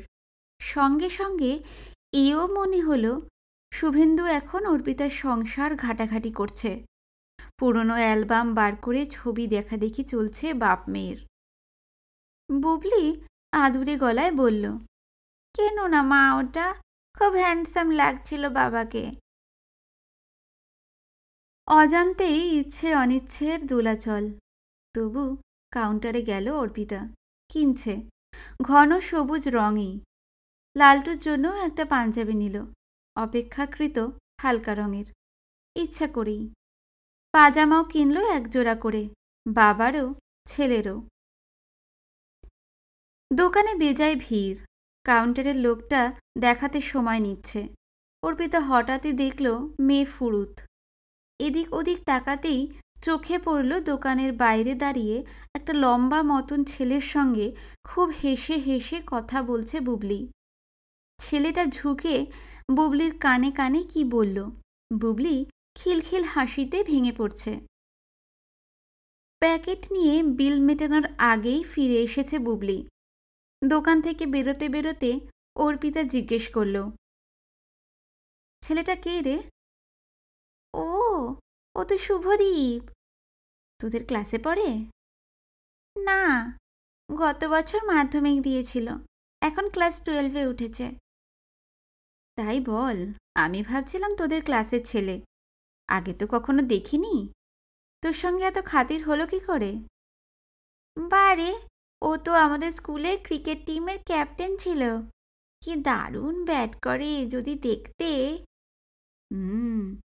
অর্পিতা ঈষৎ তরল মেজাজে বলল, শুধু ক্রিকেট টিমের ক্যাপ্টেন বলেই তোর বন্ধু, নাকি তোর স্পেশাল বন্ধু? ধ্যাত, হেসে কথা বললে কি স্পেশাল হয়ে যায় নাকি? বুবলি ফিক করে হাসল। যেমন তুমি তেমনই বাবা। কেন, তোর বাবা কি করলো? তোমারই মতন কৌতূহল। সেদিন আমায় জিজ্ঞেস করছিল, হ্যাঁ রে বুবলি, তোর কটা বয়ফ্রেন্ড? আমি তো লিস্ট করে আমার বন্ধুদের নাম করে যাচ্ছি। অমনি বাবার প্রশ্ন। অত নাম নয়, অত নাম নয়, স্পেশাল কেউ আছে কিনা বল। আমি যত বলি আমার কাছে সব বন্ধুই সমান, বাবা মানতেই চায় না। অর্থাৎ বাপ মেয়েতে এসব আলাপও চলছে আজকাল। অর্পিতা গম্ভীর হয়ে গেল। ছেলে মেয়ের সঙ্গে তার এ ধরনের ঘনিষ্ঠতা নেই যে তা নয়, কিন্তু শুভেন্দুর সঙ্গে বুবলির মাখামাখিটা একটু বেশি হয়ে যাচ্ছে নাকি? আকাশ আজ অসম্ভব চকচকে, কেউ যেন ধুয়ে দিয়ে গেছে আকাশটাকে। এখানে ওখানে লেগে আছে এখনো সাবানের ফেনা, ভাদ্রের গুমোট নেই তেমন। হাওয়া বইছে এলোমেলো। 5টা বাজে প্রায়, সূর্যের তেজও আর নেই। পাকা ধানরাঙা রোদ্দুরে নরম আলোয় উজ্জ্বল হয়ে আছে বিকেলটা। পুজো মার্কেটিংয়ের ভিড় হয়েছে আজ খুব। 2 পা হাঁটতে গেলেই 10 বার ঠোক্কর খেতে হয়। আলো আর ঠোক্কর সঙ্গে নিয়েই হাঁটছিল অর্পিতা। ঠোক্করটাই বেশি, আলোটা কমে যাচ্ছে ক্রমশ। সুরুৎ সুরুৎ পাখির মতো ভিড়ের ফাঁক দিয়ে গলে গলে যাচ্ছে বুবলি। বারবার অর্পিতা পিছিয়ে পড়ছিল। বাড়ির কাছাকাছি এসে বুবলি দাঁড়িয়ে পড়ল। কিছু খাওয়ালে না মা? হাঁটাহাঁটি করে কোমরটা টনটন করছিল অর্পিতার। তার একটু দাঁড়াতেই ইচ্ছা করছে। বলল, কি খাবি? খাওয়াও যা খুশি, রোল টোল। মোড়ের ফুটপাথের দোকানটায় রোল বেশ বানায়। মা মেয়ে চিকেন রোল নিল 2টো। ভিড় থেকে খানিক সরে দাঁড়িয়ে দাঁড়িয়ে খেয়ে নিচ্ছে। কূট সংশয়ের ক্ষোভটা নড়াচড়া করে উঠল। করব না করব না করেও অর্পিতা জিজ্ঞেস করেই ফেলল, বাবার সঙ্গে আজকাল খুব গপ্প হয় না রে? হয়। খেতে খেতে দুলছে বুবলি। হয় বই কি। কি রকম? কত কি, কোনো ঠিক আছে? স্কুলের গল্প, খেলার গল্প, টিউটোরিয়ালের গল্প। এক টুকরো কাবাব পড়ে যাচ্ছিল মুখ থেকে, সামলে খপ করে মুখে পুরে নিল বুবলি। চোখ ঘুরিয়ে বলল, তোমার কথাও হয়? আমার কথা? হ্যাঁ, বাবা তোমার কথা খুব বলে। জানো, বাবা এখন খুব রিপেন্টেড। বুবলির মুখটা খুব দুঃখী দুঃখী হয়ে গেল। সেদিন বাবা তোমার কথা বলতে গিয়ে চোখ মুছছিল, বলছিল, তোর মার কতগুলো বছর যে আমি নষ্ট করে দিলাম। আমাদের একা মানুষ করতে গিয়ে তোমাকে কত স্বাদ আহ্লাদ বিসর্জন দিতে হয়েছে। অর্পিতা মোটেই খুশি হতে পারল না। উফ, শুভেন্দুটা কি ওস্তাদ দাবারু! মেপে মেপে চাল দিচ্ছে। কখনো হাসি তামাশার বোরে এগোচ্ছে, কখনো নৌকা ভাসাচ্ছে অনুতাপের। ছেলে মেয়েকে জয় করার কি নির্লজ্জ চেষ্টা! আর লালটু বুবলি বা কি দিব্যি ভুলে যাচ্ছে। লালটু তো আজকাল রীতিমতো নাচছে বাবার কথায়। একদিন সকালে এমনি গল্পগুজব চলছে বাড়িতে। কি কথায় যেন রানার প্রসঙ্গও এসে পড়ল। বুবলি বলছিল, রানাদার কেরিয়ারটা কিন্তু দারুণ হবে। কম্পিউটার ইঞ্জিনিয়ারিং পাশ করলেই তো এখন 25-30 হাজার টাকার চাকরি। অর্পিতার চোখ কপালে। অত? লালটু ভারী মুখে বলল, সে তো হবেই। আমাদের ক্লাসে দেবলীনার দাদা তো পাশ করেই একটা আমেরিকান ফার্মে চাকরি পেয়েছে, প্রবেশন পিরিয়ডেই 28,000। শুভেন্দু বলল, তোরও কেরিয়ার খারাপ হবে না। বিএসসি, এমএসসি, পিএইচডি কপালে থাকলে ফরেন যাওয়ারও সুযোগ পেয়ে যাবি। দাঁড়াও দাঁড়াও, অত সহজ নয়। বিএসসি পাশ করলেই যে এমএসসিতে চান্স পাবো তার কোনো কথা নেই। অন্তত ফার্স্ট ক্লাস পেতে হবে। যদিও বা এমএসসি করতে পারলাম, পিএইচডি করার সুযোগ মিলবে এমন কোনো গ্যারান্টি নেই। যদি তাও জোটে তাহলে কবছর খসতে হয় তার ঠিক কি। এবং লাস্টলি বলি, পিএইচডি করে স্কুল মাস্টারের জন্য ফ্যা করে ঘুরছে এরকম 50 জনকে আমি এক্ষুনি হাজির করে দিতে পারি। ফের জয়েন্টে বসছিসটা কেন তুই? অনেকেরই তো প্রথমবারে র্যাঙ্ক খারাপ হয়। তুই তো সেদিন বলছিলি। বলেছিলাম, তবে জয়েন্টে বসলে 2 নৌকায় তাল দিতে গেলে অনার্সটা বোধহয় রাখতে পারতাম না। তা বিএসসি পাশ করেও তো কম্পিউটার নিয়ে পড়তে পারিস। ইঞ্জিনিয়ারিং না হোক, কম্পিউটারেতে শুনি আরও অনেক কোর্স আছে। ওসব মাথায় ঢুকিও না তো। অর্পিতা তড়িঘড়ি বলে উঠল, যা পড়ছে সেটাই মন দিয়ে পড়ুক। তবু অল্টারনেটিভ কিছু তো ভেবে রাখা ভালো। লালটু যা বলছে, কেরিয়ারের ভাবনাটা তো। কম্পিউটারের ভালো কোর্স করতে গেলে অনেক টাকা লাগে, আমি কোত্থেকে জোগাড় করব? সে একটা বন্দোবস্ত হয়ে যাবে। বলে লালটুর দিকে ফিরে ইঙ্গিতপূর্ণ হাসি হাসল শুভেন্দু। ঘাবড়াস না, কিছু একটা হবেই। খরচপত্র নিয়ে ভাবিস না, মন দিয়ে পড়াটা কর। লালটু কি বুঝল কি জানে, সঙ্গে সঙ্গে উজ্জ্বল হয়ে উঠেছে তার চোখ মুখ। যেন বাবার কথাটুকুই লালটুর ভরসা। বাবাই লালটুর পায়ের তলার মাটি।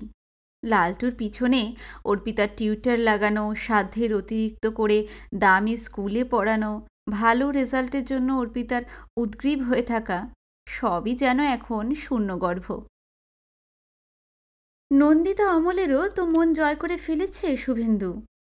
এমনকি টুকু, যে প্রথম প্রথম শুভেন্দুকে দেখে দূরে সরে থাকত, তার মুখেও এখন খালি মেসোমশাই মেসোমশাই।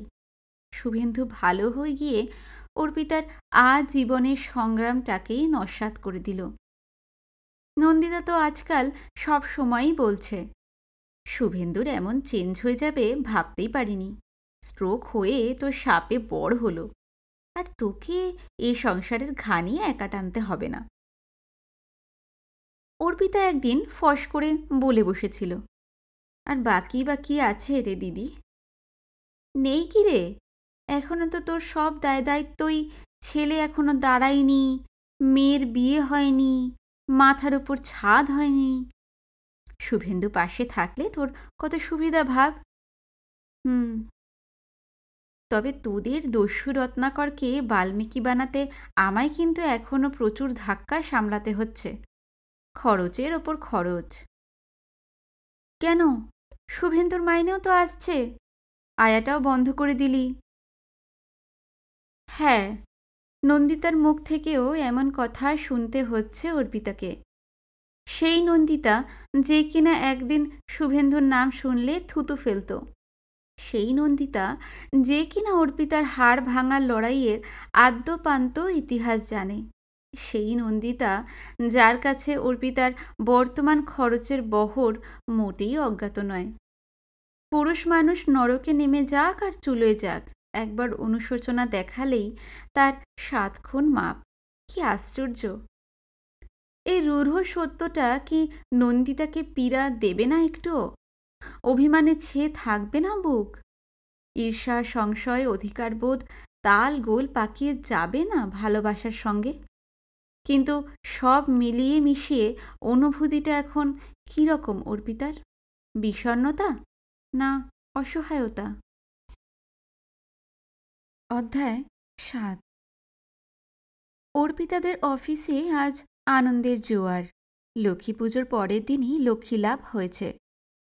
হিসেবপত্র দিন শেষ। এরিয়ারের চেক বিলি হলো আজ। অর্পিতাও খুশি, তবে অন্যদের মতো হা হা হো হো উল্লাসে ফেটে পড়ছে না। উচ্ছ্বাস তার চিরকালই কম। তাছাড়া অফিসে সে ইদানিং একটু সিটিয়েই থাকে। এতকাল অফিসে তার অন্য একটা মহিমা ছিল। চরিত্রহীন স্বামীকে ত্যাগ করে নিজের জোরে বেঁচে আছে। এমন মেয়েদের জন্য বেশিরভাগ মানুষের মনেই একটা শ্রদ্ধার আসন থাকে। এখন সেটা দুভাবে টাল খেয়েছে। একদল যেন বলতে চায়, খুব তো একদিন তেজ দেখিয়েছিলি, স্বামীর নাম শুনলে নাক সিটকতিস, এখন সেই পতির সেবা করেই তো ধন্য হচ্ছিস। অন্য দল যেন বলে, এত শক্ত মেয়ে হয়েও শেষে স্বামীর মোহে পড়ে গেলি অর্পিতা। তোকে আমরা আমাদের থেকে একটু উঁচু জগতের মানুষ ভাবতাম, তুইও শেষে একদম সাধারণ পর্যায়ে নেমে গেলি। তবে অর্পিতার বিচ্যুতিতে কোনো পক্ষই বুঝি অখুশি নয়, বরং অর্পিতার যে বিশেষ কোনো মহিমা নেই এটা বুঝতে পেরে সকলেই যেন একটু তৃপ্ত। মুখে অবশ্য কেউই এসব বলে না, তবু অর্পিতার এমনটাই মনে হয়। একমাত্র মুখ ফোড়া শিখাই যা চ্যাটাং চ্যাটাং মন্তব্য করেছে এক-আধ দিন। নচ্ছার মানুষটাকে সহ্য করছিস কি করে রে অর্পিতা? ওরে, পুরুষ মানুষ থোড়াই বদলায়। চিতায় উঠলেও পুরুষ মানুষের বাসনা মরে না। তুই কিন্তু আবার ধাক্কা খাবি। শিখার সব ভাবনাই বাসনা তথা ইন্দ্রিয়কেন্দ্রিক। অর্পিতার হৃদয়ের অলিগলিতে যে অন্য চোরকাটাও বিধে থাকতে পারে তা নিয়ে সে আদেও ভাবিত নয়। সে যাই হোক, অর্পিতা আজ খুশি। নগদ ৪৭,৩২৯ টাকার চেক বলে কথা। টিফিন থেকে ফিরে আর একবার ব্যাগ খুলে চেকটাকে দেখল অর্পিতা। ঢুলুনি আসছে না আর। ইদানিং দুপুরের তন্দ্রাটা যেন কোথায় চলে গেছে। স্নায়ু টান টান সর্বক্ষণ। রাতেও কি ছাই ঘুম আসে? শুভেন্দু আসার আগে আগে এত ক্লান্ত থাকত যে শত দুশ্চিন্তা থাকলেও শুলেই নাক ডাকছে। শুভেন্দু যখন অসুস্থ তখনও তো জাগতে চেয়েও ঘুমিয়ে পড়েছে অর্পিতা। এখন শুভেন্দু সম্পূর্ণ সুস্থ। ভেবে দেখতে গেলে সব দিক থেকেই এখন দুশ্চিন্তা তো কম। অথচ সারাটা রাত শুয়ে এপাশ ওপাশ করে অর্পিতা। আরাধনা করে নিদ্রা দেবীর। চোখ বুজে থাকে প্রাণপণে, তবু ঘুম নামে কই? অর্পিতা কি শেষে স্নায়ুরোগের শিকার হয়ে পড়েছে? অফিসে আজ কাজের পরিবেশ নেই। কাগজে মাইনে বাড়ার সংবাদেই কাজকর্ম শিখে উঠেছিল।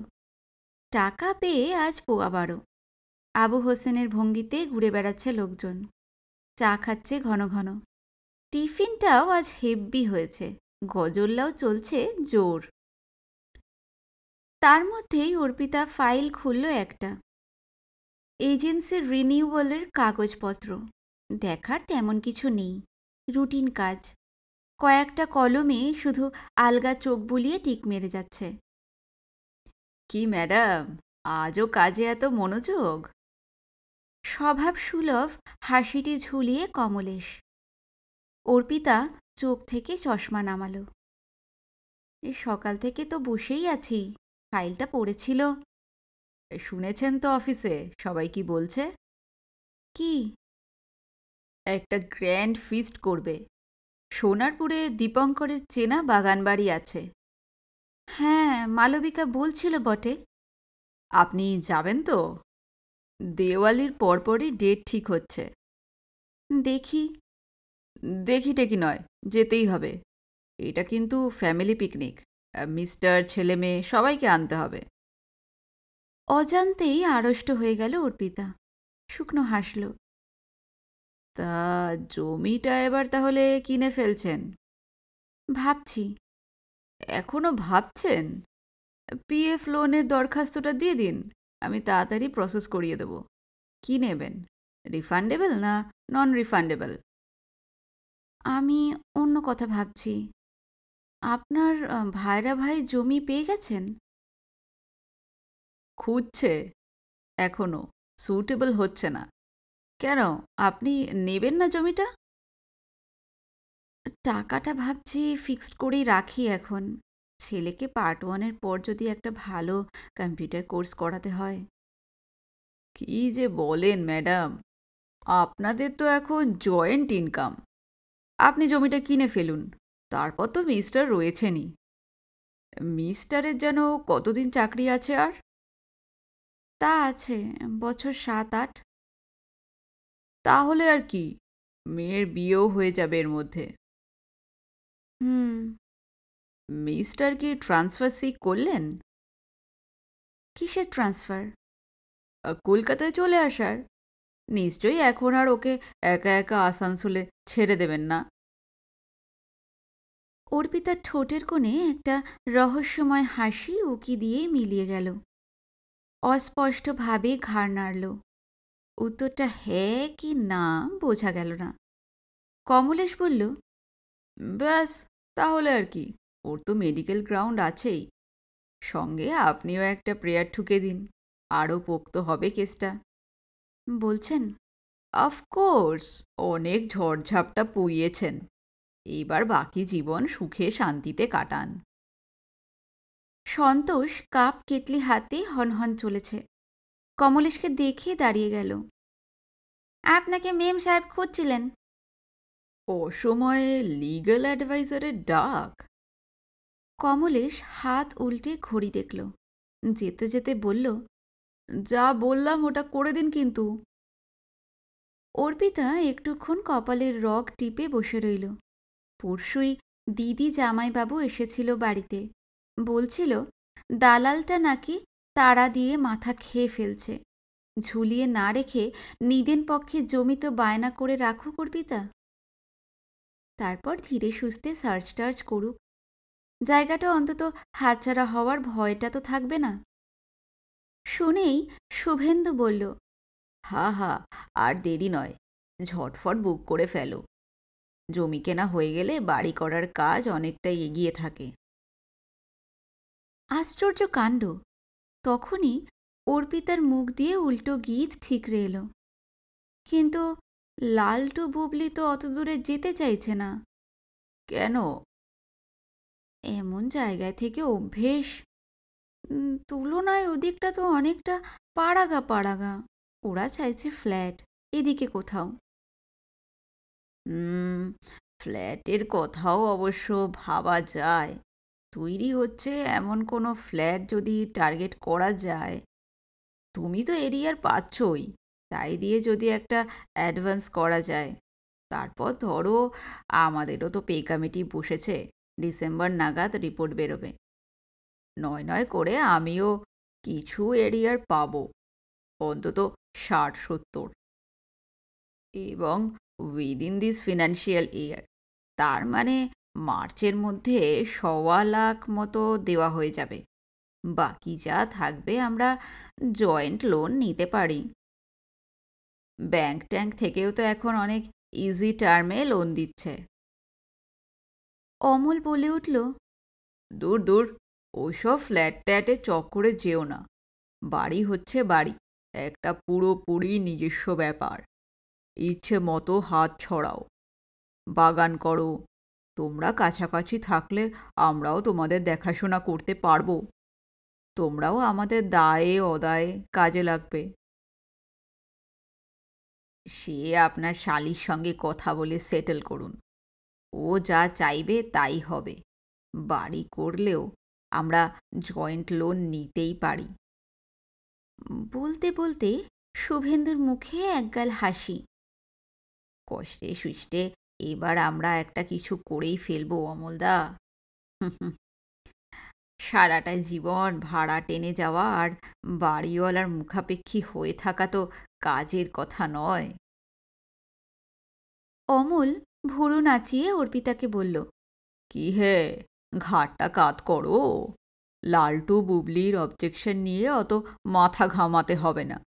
লালটু কোথায় চাকরি নিয়ে চলে যাবে, বুবলির কোথায় বিয়ে হবে, আলটিমেটলি তো থাকবে তোমরা দুজন, দুই বুড়ো বুড়ি। তখন এই ভিড় ধোয়া ধুলোর চেয়ে শান্ত নিরিবিলি পরিবেশই কি ভালো নয়? ভাবছ কি? বাড়ি করার পুরো টেনশনটাও তো তোমায় আর নিতে হবে না। সেই মুহূর্ত থেকেই যেন বাড়ি করা, ফ্ল্যাট কেনার ভাবনাটা বিষ হয়ে আছে। কমলেশ মনটাকে আরও তেতো করে দিয়েছে। দুশ্চরিত্র স্বামীর সাহায্য ছাড়াই অর্পিতা মাথা তুলে দাঁড়িয়েছে। এই অহংটুকু নিয়েই তো অর্পিতার বেঁচে থাকা। ছেলে মেয়ে নিয়ে সে এক নিটোল বৃত্ত রচনা করে নিয়েছিল। এই ছিল তার সুখ। পরিশ্রম, ক্লান্তি, দৈনন্দিন উদ্বেগ, দুশ্চিন্তা তাকে জর্জরিত করেছে, কিন্তু হতাশা তাকে গ্রাস করেনি। তুচ্ছ স্বস্তির লোভ দেখিয়ে তাকে কোথায় টেনে নামাতে চাইছে দিদি, জামাইবাবু, কমলেশের দল। এবার থেকে শুভেন্দুর সঙ্গে এক আসনে বসতে হবে অর্পিতাকে, এমনকি লালটু বুবলির চোখেও। তার এতকালের আত্মত্যাগের একক অহংকার কি এতই মূল্যহীন? ঘড়িতে ৩:৪০। উঠে বাথরুমে গেল অর্পিতা। মুখে চোখে জল ছেটালো। ঘাড়ের কাছে শিরাটা দপদপ করছে। শীতল জল চেপে চেপে ডলল সেখানে। আয়নার দিকে তাকালো না। রুমালে ঘাড় গলা মুছে বেরিয়ে এসেছে। পায়ে পায়ে বিমল দত্তগুপ্তর দরজায়। আসতে পারি স্যার? ও শিওর, আসুন আসুন। অর্পিতা সামান্য ইতস্তত করে বলল, আপনার টেলিফোনে তো এসটিডি কানেকশন আছে, আমি একটা কল করতে পারি কি?